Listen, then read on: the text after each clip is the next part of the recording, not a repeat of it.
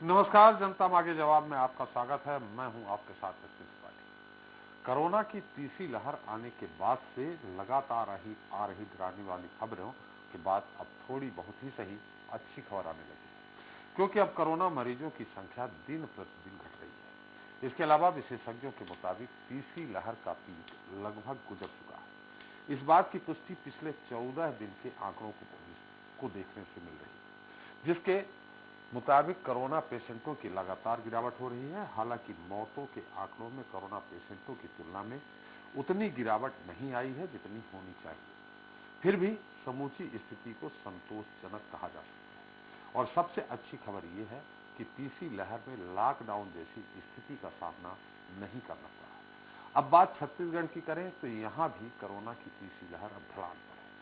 10 दिन पहले तक यहां रोजाना 4 से 5 हजार नए पॉजिटिव केस सामने आ रहे थे, लेकिन अब यह आंकड़ा आज के दिन में आधे से भी कम रह गया है। जनवरी के शुरुआती सप्ताह में केस तेजी से बढ़े थे, जो 14 जनवरी को सबसे ज्यादा 6,000 से भी ज्यादा पहुंच गया था। लेकिन उसके बाद से धीरे धीरे केस कम होते गए। अब रोजाना मिलने वाले नए पॉजिटिव केसों की संख्या घटकर महज 2,500 से भी कम हो गई है। हालांकि विशेषज्ञों और स्वास्थ्य विभाग की ओर से अब भी लोगों को सावधानी बरतने और मास्क लगाने की सलाह दी जा रही है, क्योंकि सीधे तौर पर अभी भी नहीं कहा जा सकता कि कोरोना की तीसरी लहर से छत्तीसगढ़ मुक्त हो चुका है। फिर भी शासन प्रशासन की ओर से पहले जैसी सख्ती नहीं बरती जा रही।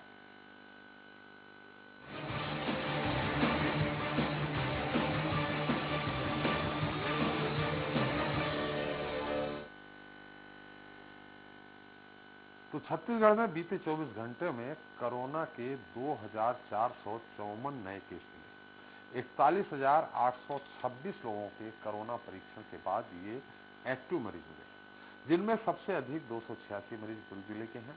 वहीं राजधानी रायपुर में 284 मरीज पाए गए हैं, जिनमें नए केसों की तुलना में डिस्चार्ज होने वाले मरीजों की संख्या अधिक रही है। बीते 24 घंटे में 3,836 लोग स्वस्थ होकर कोरोना को परास्त किया। इनमें से 3,696 लोग होम आइसोलेशन में थे, जबकि शेष 140 व्यक्ति अस्पताल में भर्ती थे। संक्रमण की रफ्तार जनवरी माह के शुरुआती दिनों की तुलना में फरवरी के प्रथम सप्ताह में 1/4 रह गई, लेकिन मौतों की संख्या अभी भी चिंता में डालने वाली है। एक दिन पहले ही यानी 3 फरवरी को ही 12 लोगों की मौत कोरोना संक्रमण से हुई थी, यद्यपि इनमें से 8 मरीज अन्य गंभीर बीमारियों से भी ग्रसित थे, जबकि 4 की मौत कोरोना संक्रमित होने के कारण ही हुई है। आज चर्चा इसी मुद्दे को लेकर, लेकिन उसके पहले देख लेते हैं एक रिपोर्ट।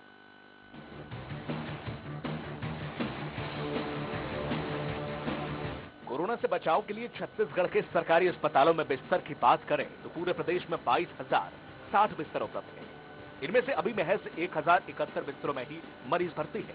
वहीं 20,989 बिस्तर अभी भी खाली है, जिसमें 13,800 ऑक्सीजन युक्त बिस्तर है।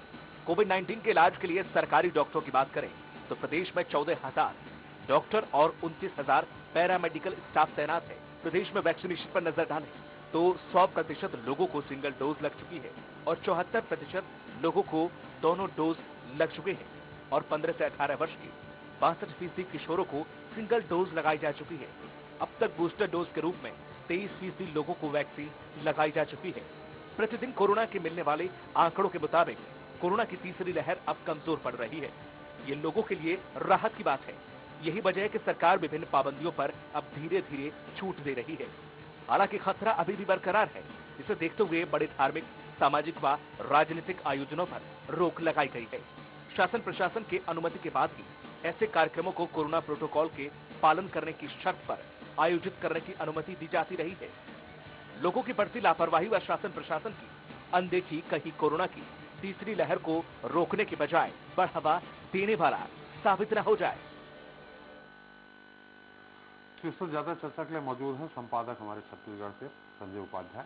साथ ही फोन लाइन पर जुड़ेंगे हमारे साथ जसपुर से कमलेश संबास, राजनांदगांव से सूर्यकांत यादव, बलरामपुर से सुनील पासवान, बिलासपुर से कान्हा तिवारी, बेमतरा से हिमांशु शर्मा, गरियाबंद से लोकेश। सबसे पहले अब संजय के पास चलते हैं। लेकिन संजय, मेरी आवाज आ रही? आपकी आवाज सही ढंग से नहीं आ रही संजय। हाँ जी, मैं सुन पा रहा हूँ। आवाज गूंज रही है संजय, एक बार फिर से बोलें। जी हाँ जी, मैं सुन रहा हूँ आपको जी। पूरे छत्तीसगढ़ की सामान्य तौर पे पिछले शुक्रवार को हम लोगों ने कोरोना की ग्राउंड रिपोर्ट ली थी कि क्या स्थिति है, तब से और अब के बीच में क्या अंतर आया है, मौतों का आंकड़ा कितना है, कम है कि, हालांकि कोरोना पेशेंटों की संख्या जो एक्टिव केस मिल रहे हैं उनमें कमी आई है, मौतों के आंकड़े में क्या स्थिति है, तमाम जानकारी संक्षेप में। देखिए, अभी तक जो हमारी चर्चा हुई थी, पिछली बार जब हम चर्चा कर रहे थे, और अभी की जो स्थिति है, इसमें एक बड़ी राहत ये है कि अब जो एक्टिव केसेस है वो कम आ रहे हैं। पहले हम देख रहे थे कि जो औसत आंकड़े हुआ करते थे वो 4 से 5,000 के बीच थे जो एक्टिव केसेस थे, अब वो 2,000 2,500 के लगभग हैं। 14 जनवरी को सबसे ज्यादा जो केस आए थे वो 6,000 के पार थे। तो अब की स्थिति में हम देख रहे हैं, जैसा कि जनवरी में देख रहे थे, जो शुरुआती के सप्ताह थे करीब 15 से 20 दिन से कितनी तेजी से ये आंकड़े बढ़े थे। मौतों की संख्या जो थी वो 21 जनवरी से लेकर 27-28 जनवरी के बीच बहुत तेजी से बढ़ी थी। अभी हम देख रहे हैं कि अब जो एक्टिव केस है वो कम आ रहे हैं, पहले की तुलना में लगभग आधे हैं। लेकिन एक बात है कि जो मौतों की संख्या है, जो लोगों की मौत हो रही है, वो जरूर चिंता में डाल रही है, क्योंकि मौतों की स्थिति अभी भी लगभग वैसी ही है। संजय जानकारी सही आ रही, लेकिन आपकी आवाज सही ढंग से दर्शकों तक नहीं जा पा रही है, हमें भी थोड़ा सुनाई पड़ने में दिक्कत हो रही है। मैं आपके पास फिर से आता हूं, हम चलते हैं राजनांदगांव। सूर्यकांत यादव हमारे साथ जुड़ गए हैं। सूर्यकांत, मेरी आवाज आ रही? जी है। सूर्यकांत, राजनांदगांव की क्या स्थिति है? पिछले शुक्रवार में कितने केस मिले थे और अब कितने केस मिले हैं? वैक्सीनेशन हो रहा है कि नहीं हो रहा है, और जांच कितनी हो रही है? जी मैं आपको बता दूं, पिछले एक हफ्ते में राजनांदगांव में जो कोरोना पॉजिटिव का दर है वो कम हुआ है, क्योंकि पिछले समय जो है 200 से प्लस जो है प्रतिदिन कोरोना पॉजिटिव आंकड़े आ रहे थे। अब वो नीचे आकर लगभग 150 से 200 के करीब पहुंच गया है, और लगातार वैक्सीनेशन का कार्य भी जारी है। जिले में प्रथम डोज जो है सूर्यकांत, आपने कहा, सूर्यकांत रोकेंगे, आपने कहा कि पहले 200 के करीब एक्टिव केस आ रहे थे, अब 150 से 200 पहुंच गए, मतलब अभी भी वही स्थिति है कि 100 से 150 पहुंच गए? सर 100 से 150 है, सॉरी 100 से 150 पहुंच गए हैं। मतलब 100 जो आंकड़े हैं वो कम है, प्रतिदिन अभी 120, किसी दिन 130 इस तरीके से आंकड़े आ रहे हैं, और पहले जो है 200, 210 इस तरीके के आंकड़े आ रहे थे। चलिए, इसमें जांच कितनी हो रही है अभी? जिले में प्रतिदिन लगभग 5,000 से 6,000 जो है जांच हो रही है, और वैक्सीनेशन की बात करें तो प्रथम डोज में 100% वैक्सीनेशन हो गया है, और दूसरे डोज में 80 से 85% जो है सेकेंड डोज भी अपने जिले में लोगों को लग गया है। आपके यहाँ से मौत भी हुई है क्या किसी की? जी मैं आपको बता दूं कि मौतों का आंकड़ा जो है जिले में पिछले एक हफ्ते में 8 से 9 के करीब है, और इसमें जो ज्यादातर मौतें हैं वो गंभीर बीमारी से जो पीड़ित हैं वैसे लोगों की जो है मौत हो रही है। उनमें से कुछ लोगों ने जो है कोरोना का वैक्सीन लगाया भी था, उसके बावजूद जो गंभीर बीमारी है उसके कारण उनकी मौत हुई है। इस तक की बातें जो है सामने आ रही है। चलिए, बहुत अच्छी जानकारी दी। ये जानना चाहेंगे कि अभी भी जो स्वास्थ्य महकमा है वो चौकन्ना है। राजनांदगांव में कितने बेड हैं जो कोरोना पेशेंटों के लिए एडमिट है, हालांकि जा नहीं रहे, ये भी जानकारी दे दीजिए कि जो 8 से 9 मौतें हुई हैं ये हॉस्पिटल में हुई हैं या होम क्वारंटाइन थे, और कितना स्वास्थ्य महकमा अभी चौकन्ना है? जी मैं आपको बता दूं, बढ़ते कोरोना संक्रमण को देखते हुए स्वास्थ्य महकमा तो लगातार एक्टिव है, क्योंकि जिले के जो है सीमावर्ती इलाके हैं वहां भी चेकिंग की जा रही है, साथ ही भीड़ भाड़ वाले इलाके में भी रैंडम सैंपलिंग की जा रही है। और बेड की बात करें तो जिले में पर्याप्त बेडों की व्यवस्था है। राजनांदगांव के जो मेडिकल कॉलेज हैं वहाँ 100 से अधिक बेड हैं, साथ ही जो ब्लॉक के CSC हैं वहाँ कई CSCO में 50 से ऊपर जो है ऑक्सीजन युक्त बेड रखे हुए हैं। और बात की जाए कोरोना संक्रमितों की, तो उनमें से अधिकतर जो व्यक्ति हैं अभी होम क्वारंटाइन में हैं, और होम क्वारंटाइन में ही वो ठीक हो रहे हैं, क्योंकि ज्यादा अभी का जो कोरोना वेरिएंट है वो ज्यादा लोगों में खतरा नहीं पैदा कर रहा है। इस कारण लोग होम क्वारंटाइन में ही रहकर अपना इलाज करा रहे हैं, और लगातार स्वास्थ्य विभाग की निगरानी में स्वस्थ भी हो रहे हैं। ये राजनांदगांव थोड़ा छत्तीसगढ़ का बॉर्डर है, आप विजय, तो वो बॉर्डर में क्या किसी तरह दूसरे स्टेट से आने वालों की चेकिंग हो रही है क्या? जी निश्चित तौर पर राजनांदगांव जो बाघ नदी बॉर्डर है महाराष्ट्र और छत्तीसगढ़ की जो सीमा को जोड़ता है, वहां स्वास्थ्य विभाग की टीम जिला प्रशासन की मदद से लगातार जो चेकिंग कर रही है। और अभी फिलहाल एक दो दिन की बात की जाए तो अभी रेंडमली सैंपलिंग हो रही। पहले एक हफ्ते पहले जो है लगातार चेकिंग हो रही थी, अभी उसको कम करते हुए एक एक दो दो दिन के बाद जो है रेंडम तौर पर जो है स्वास्थ्य विभाग चेक करी और आने जाने वालों को जो है नाम पता भी नोट किया जा रहा है, साथ ही उनका कोरोना टेस्ट भी किया जा रहा है। चलिए, बहुत बहुत धन्यवाद आपका। हम चलते हैं सुनील पासवान के पास बलरामपुर से। सुनील, मेरी आवाज आ रही? जी सर। सुनील, वही स्थिति बलरामपुर में अब कितने पेशेंट मिल रहे हैं? पिछले शुक्रवार तक कितने मिल रहे थे? हम लोगों ने पिछले शुक्रवार भी कोरोना की ग्राउंड रिपोर्ट जानी थी, पूरे छत्तीसगढ़ को बताया था कि अब क्या स्थिति, कोरोना से डरना नहीं वाली स्थिति आ गई है। तो आपके यहाँ कितने अभी एक्टिव पेशेंट प्रतिदिन मिल रहे हैं और जांच कितनी हो रही? जी, मैं बता दूं कि 1 दिसंबर से अब तक हमारे बलरामपुर जिले में पॉजिटिव केस 1367 केस आए थे, जहां की एक्टिव केस 585 है और रिकवर 779 डिस्चार्ज हो चुके हैं। हाँ, नहीं अभी पहले प्रतिदिन कितने केस आ रहे थे, जानकारी है आपको? जी, कल जिले में कल टेस्टिंग जहाँ की गई थी तो 1642 टेस्ट हुई थी, जिसमें कि 104 संक्रमित मरीज पाए गए थे। नहीं, इसके पहले कल की आपने बताया, इसके पहले क्या इससे ज्यादा पाए जा रहे थे? 200, 250 इस तरह था? हमारे बलरामपुर जिले में सर 100, कभी 30, 40, 50 इस तरीके से मरीज आते थे। तो उससे अधिक मतलब 100-200 तक अभी तक नहीं पहुंचे हैं। 100, 104, 105 तक ही आए हैं अभी तक जिले भर में। कल कितने मिले बताया आपने? कल मिले हैं 104 संक्रमित मरीज। टेस्ट हुई थी 1642 टेस्ट में 104 संक्रमित मरीज पाए गए थे। तो मतलब अभी बलरामपुर में कोरोना कम नहीं हुआ है। आपने बताया 100 के आसपास ही मिलते थे, कल भी 104 आए, तो बलरामपुर में अभी भी चिंताजनक स्थिति है। जी, चले, मौत भी हुई है क्या बलरामपुर में?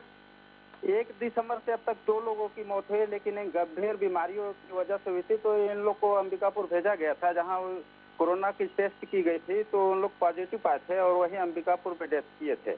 चलिए, बलरामपुर में कितने बेड हैं कोरोना के लिए आरक्षित, और बलरामपुर में क्या स्वास्थ्य महकमा की स्थिति है? चौकन्ना है, नहीं है? वैक्सीन अभी भी लग रही है कि नहीं लग रही है?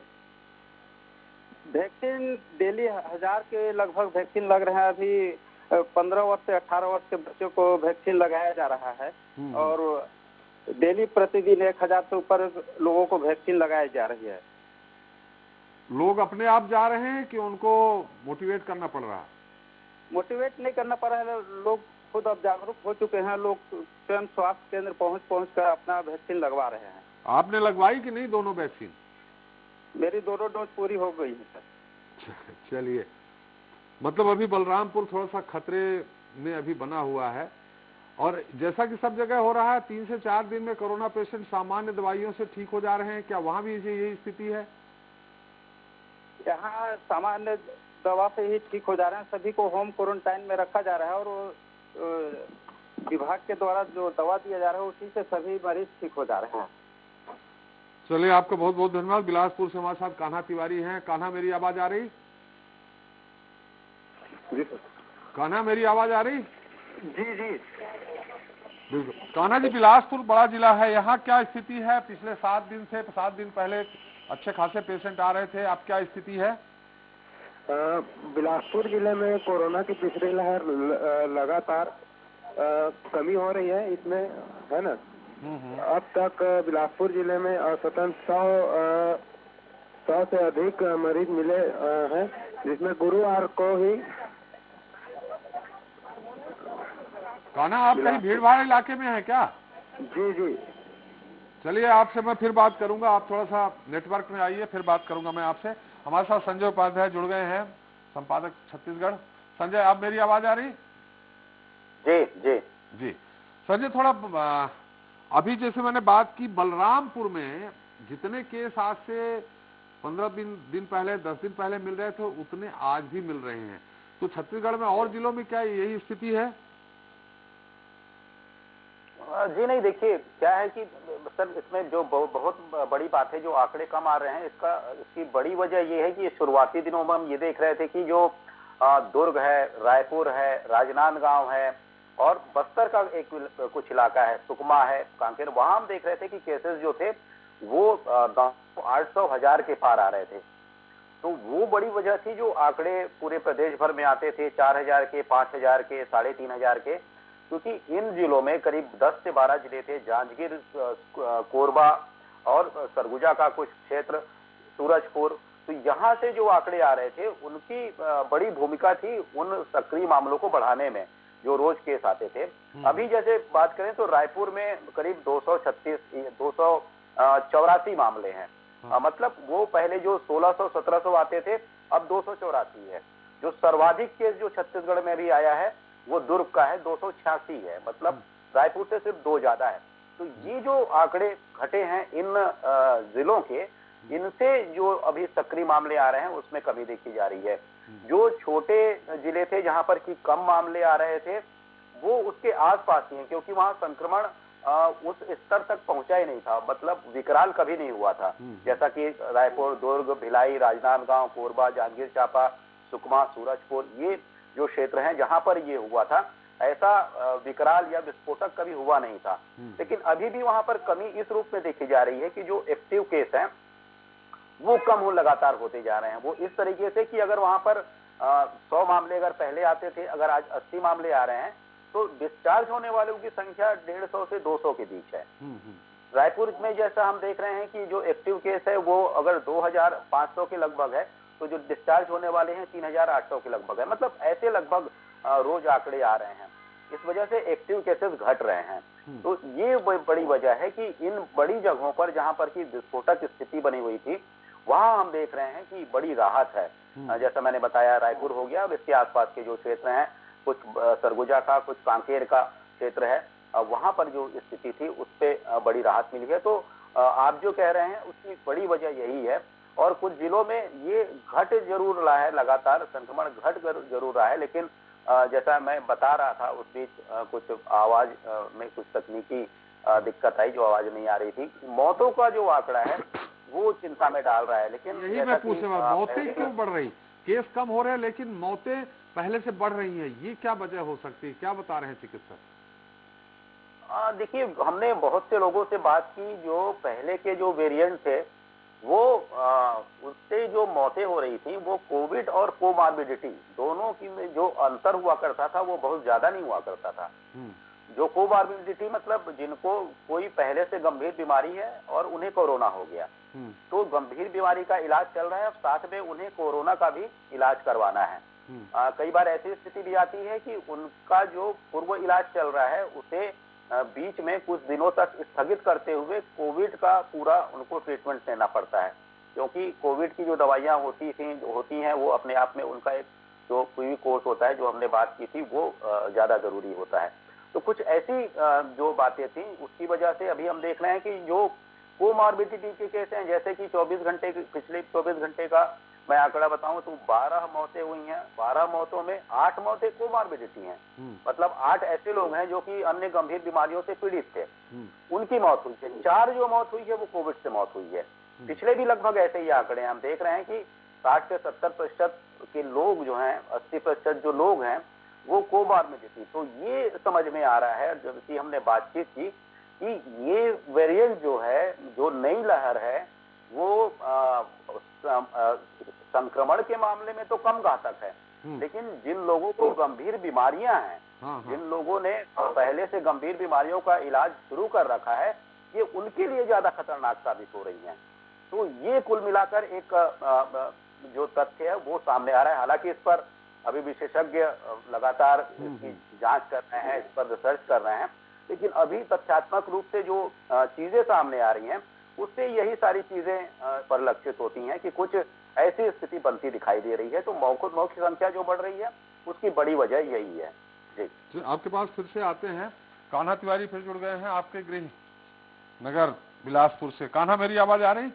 जी जी। कान्हा, आप बताइए कि बिलासपुर में पहले की क्या स्थिति थी, आपकी क्या स्थिति है? बिलासपुर जिले में गुरुवार को 3,700 69 संदेही मरीजों की पहचान हुई है, जिसमें 3700 मरीजों ने टेस्ट कराया, जिसमें कुल पॉजिटिव रिपोर्ट 145 लोगों का आया है। हाँ। और इसमें आश्चर्य की बात यह है कि इनमें कोई लक्षण नहीं थे, है ना। हाँ। और सर्दी खांसी बुखार आदि लक्षण नहीं थे। इन पे अधिकांश लोग बुजुर्ग लोग हैं और इन्हें ही पॉजिटिव आया है। मैं आपको बता दूं कि बिलासपुर जिले में हर चौथा संदेही पॉजिटिव मिल रहा है। दूसरी तरफ हर दिन एक्टिव केस की संख्या में कमी आ रही है।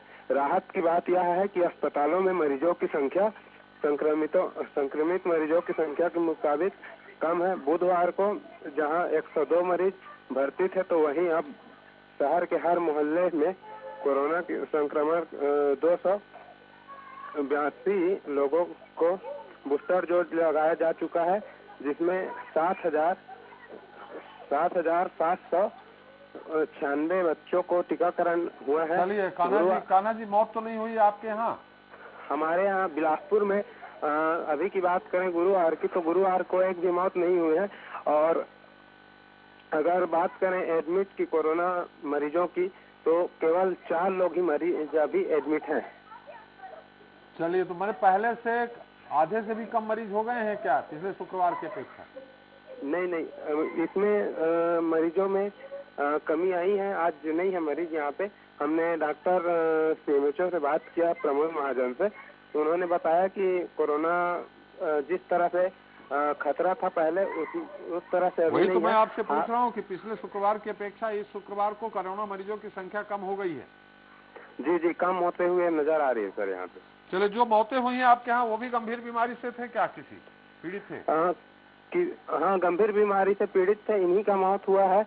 और अधिक उम्र वाले जिसमें बुजुर्ग व्यक्ति थे, इन्हीं का मौत हुआ है। चलिए, बहुत बहुत धन्यवाद आपका। बेमेतरा चलते हैं जहाँ से हिमांचल शर्मा है। हिमांचल, मेरी आवाज आ रही है आपको? जी सर। हिमांचल, बेमेतरा की क्या स्थिति है पिछले एक हफ्ते की तुलना में? जी, मैं आपको बता दूं कि जिला मुख्यालय बेमेतरा में अब तक 20,826 पॉजिटिव मरीज की पुष्टि हुई है, जिसमें फिलहाल 498 मरीज होम आइसोलेशन में हैं और 3 मरीज हॉस्पिटल में हैं। प्रतिदिन 1700 से लेकर 2000 लोगों की जांच की जा रही है। वहीं कल की तारीख की बात करें तो कल की तारीख में 13,500 लोगों को कोविड-19 का टीका लगाया गया है। वहीं टीकाकरण महाअभियान के दिन 5,000 से लेकर 6,000 लोगों का वैक्सीनेशन हो रहा है। चलिए, आपका अनाउंसमेंट बहुत अच्छा है हिमांचल जी। चलिए, आपको कोई सवाल करना है संजय जी? जी हिमांचल, ये बताइए कि वहाँ पर जो अभी जो लोग डिस्चार्ज हो रहे हैं और जो लोग संक्रमित पाए जा रहे हैं रोज पर डे प्रतिदिन, क्या अंतर है उनमें? जो लोग संक्रमित पाए जा रहे हैं और जो डिस्चार्ज हो रहे हैं, उनकी संख्या में क्या अंतर है? संख्या में बहुत कमी आई सर। पहले तो 100 से लेकर 150 मरीज की पुष्टि होती थी, अब वे 71 और 70 के बीच में आ गए सर। कल की बात करें तो कल 73 मरीजों की पुष्टि हुई है और आज 71 मरीजों की पुष्टि हुई है। मतलब लगभग आधे मरीज हो गए? आधे हो गए सर। जी सर। कोई डेथ तो नहीं हुई आपके यहाँ? नहीं सर, कोई डेथ नहीं हुई थी कोरोना की वजह से। जी। तो अभी तक कोई डेथ नहीं हुई कोरोना की वजह से? जी सर, अभी तक 0 संख्या दर्ज की गई सर। चलिए संजय जी, आप भी सवाल कर लीजिए और हिमांचल जी से। जी, वही मैं पूछ रहा था कि डिस्चार्ज कितने हो रहे हैं हिमांचल? डिस्चार्ज कितने हो रहे हैं? जैसे नहीं सर, होम आइसोलेशन में सिर्फ 498 मरीज है फिलहाल और 3 मरीज ही हॉस्पिटल में। होम आइसोलेशन से या फिर हॉस्पिटल से ठीक कितने हो रहे हैं? सर, वैसे तो 50% लोग जो हैं होम आइसोलेशन से ठीक हो रहे हैं और जो विभाग द्वारा दवाई दी जा रही है उसी से ही ठीक हो रहे हैं 2 से 3 दिनों में। संख्या किसकी ज्यादा है? जो लोग सक्रिय मरीज पाए जा रहे हैं उनकी संख्या ज्यादा है प्रतिदिन, या फिर जो लोग ठीक हो रहे हैं उनकी संख्या ज्यादा है? ठीक होने वाली की संख्या ज्यादा है सर। ठीक होने वाली की संख्या। चलिए, बहुत बहुत धन्यवाद हिमांचल जी। लोकेश सिन्हा जी हैं हमारे साथ गरियाबंद से। लोकेश, मेरी आवाज आ रही? जी सर। जी सर। लोकेश जी, गरियाबंद की क्या स्थिति है? पहले से एक हफ्ते में आधे हो गए कि नहीं? जी सर, गरियाबंद जिला मुख्यालय की अपन बात करें तो अभी यहाँ एक्टिव मरीज आज की डेट में आज की एक्टिव मरीज है 8 मरीज है, जिसमें से कुल टोटल अगर जिले की बात करें तो 288 कुल जिले के एक्टिव मरीज हैं, जिसमें से आज का रिपोर्ट में जिसमें पॉजिटिव 44 लोग पाए गए हैं, एक्टिव मरीज हैं जो, और जिसमें से 8 मरीज जो है भर्ती हैं, और जिले में टोटल होम आइसोलेशन में 228 मरीज हैं। जी, एक हफ्ते पहले या 4 दिन पहले कितने आते थे और अब कितने आ रहे हैं और कितनी टेस्टिंग हो रही? जी, पहले की बात करें तो पहले अपने यहाँ थोड़ा मरीज की संख्या तो एक्टिव मरीज की संख्या कम थी, लेकिन आज की स्थिति में 2-4 करीबन 8-10 मरीज बढ़े हुए हैं। और अपन जिला मुख्यालय के बॉर्डर की बात करें तो वहाँ बॉर्डर पे टीम गठित कर करके वहाँ एक्टिव आने जाने वाले मरीजों का जांच टीम बैठ के जांच कर रही है, जिसमें रोजाना करीब 50 से 60 जांच हो रही है, जिसमें से अगर कोई मरीज पॉजिटिव पाया जाता है तो उनको होम आइसोलेशन या फिर अगर मरीज चाहे तो भर्ती भी अपना हो सकते हैं। ये स्थिति अभी है यहाँ। चलिए, कोई सवाल करना है संजय आपको? जी, वही बता रहे हैं कि जो बॉर्डर पे जो स्थिति है वहाँ पर जांच हो रही है आरटीपीसीआर, उनसे रिपोर्ट मांगी जा रही है। ओके जी, उनका रिपोर्ट रोजाना जिला हॉस्पिटल जिला मुख्यालय में भेजा जाता है, जिसमें से करीबन 50-60 रोज जांच हो रही है। मैं ये पूछ रहा हूँ कि जो लोग बाहर से आ रहे हैं अन्य राज्यों से, बॉर्डर से, उनको क्या 72 घंटे का आरटीपीसीआर दिखाना जरूरी है रिपोर्ट? जी, रिपोर्ट तो मांग रहे हैं, लेकिन कुछ लोग वहाँ बॉर्डर की जगह में ना 3-4 रास्ते और चोरी का रास्ता हो जाता है, इस कारण उस चोरी के रास्ते से भी कई मरीज दूसरे राज्यों में जा रहे हैं। चले, दूसरे राज्यों में भी जा रहे हैं। संजय, धन्यवाद लोकेश साहब का। संजय, जिस तरह से देखा गया है, कल ही मैंने राहुल जी का जो कार्यक्रम था उसमें देखा, हालांकि सभी लोग मास्क लगाए हुए थे लेकिन अच्छी खासी भीड़ भाड़ थी, तो मुझे लगता है कोरोना गाइडलाइन का आम लोगों पे भी कोई बहुत ज्यादा असर नहीं पड़ रहा है, कोरोना गाइडलाइन का पालन नहीं कर रहे हैं। जी देखिए, अभी जब डिक्लाइन में है कोरोना, उसके बाद जो उस तरीके की सख्ती थी वो सही बात है, वो देखने को नहीं मिल रही है। लेकिन अभी भी जो प्रोटोकॉल है यथावत है कि आम जो सभाएं हैं, जो राजनीतिक कार्यक्रम है या फिर धार्मिक कार्यक्रम है या फिर जो गैदरिंग्स हैं वो नहीं हो सकती। लेकिन इसमें अभी शिथिलता ये बरती गई है कि जैसी जानकारी है कि प्रशासन की अनुमति लेकर ये कार्यक्रम कोरोना प्रोटोकॉल के साथ किए जा सकते हैं। जो कोरोना का प्रोटोकॉल है उसके तहत ये कार्यक्रम किए जा सकते हैं। तो अब चूंकि जैसा कि हम शुरू में ही चर्चा कर चुके हैं कि अब आधे से भी कम केसेस आ रहे हैं। पहले जिस तरीके से केस बढ़ रहे थे वो चिंता बढ़ा रहे थे, मौतों की संख्या अभी भी डरा रही है। लेकिन इसके अलावा महत्वपूर्ण ये है कि प्रदेश में जो वैक्सीनेशन की स्थिति है वो भी अच्छी कही जा सकती है, संतोषप्रद है। जो पहला डोज है, ये प्रदेश के लिए एक उपलब्धि है कि जो पहला डोज है वो 100% लगाया जा चुका है। पहला डोज 100% हो चुका है, दूसरा डोज 74% हो चुका है। तो अब ये जो कुछ लोग बचे हुए हैं उनको भी माना जा रहा है कि जल्द ही उनका भी वैक्सीनेशन हो जाएगा, मतलब पहला और दूसरा डोज 100% हो जाएगा। लेकिन दूसरा डोज अभी 74% है, तीसरे की तैयारी हो गई बूस्टर डोज की। जी, जो बूस्टर डोज है, बूस्टर डोज भी छत्तीसगढ़ में 23% हो चुका है। बूस्टर डोज भी 23% हो चुका है। और 15 जो किशोर हैं जिन्हें की लग रहा है, उन्हें भी जो 15 से 18 साल के हैं उनका भी करीब 63 से 64% वैक्सीनेशन हो चुका है। बूस्टर डोज भी 23% लग चुके हैं। इसमें अभी महत्वपूर्ण ये है कि जैसा ओमिक्रॉन को लेकर बात हो रही थी, तो ओमिक्रॉन वेरिएंट उस तरीके से वैसा खतरनाक नहीं निकला, क्योंकि ये तथ्य है। मैंने अभी चर्चा की, सुभाष मिश्रा साहब है, डॉक्टर साहब है, उनसे मैंने चर्चा की, जो कि अभी कोविड कंट्रोल जो सेंटर है उसका प्रभार संभाल रहे हैं, पूरी पैनी नजर रखते हैं पूरे प्रदेश भर में। अभी उनसे मैं चर्चा कर रहा था, तो ये बता रहे थे कि अभी भी जो 5% जो चर्चा के दौरान और भी चर्चा है मेरी हुई अन्य लोगों से, जो 5% हैं जो रैंडम सैंपलिंग की जा रही थी ओमिक्रॉन के लिए, क्योंकि देखिए इसका असर कम जरूर है लेकिन फैलता बड़ी तेजी से है ये। तो 5% रैंडम सैंपलिंग अभी भी की जा रही है, 5% लोगों की रैंडम सैंपलिंग की जा रही है। बिल्कुल जो कंप्लीट लोग हैं। कुल मिला के संजय, छत्तीसगढ़ में अब संतोषजनक स्थिति है। निश्चित तौर पर मध्य प्रदेश की भी कोरोना की ग्राउंड रिपोर्ट लेना है। बहुत बहुत धन्यवाद आपका और सारे हमारे संवाददाताओं का बहुत बहुत धन्यवाद सारी जानकारी देने के लिए।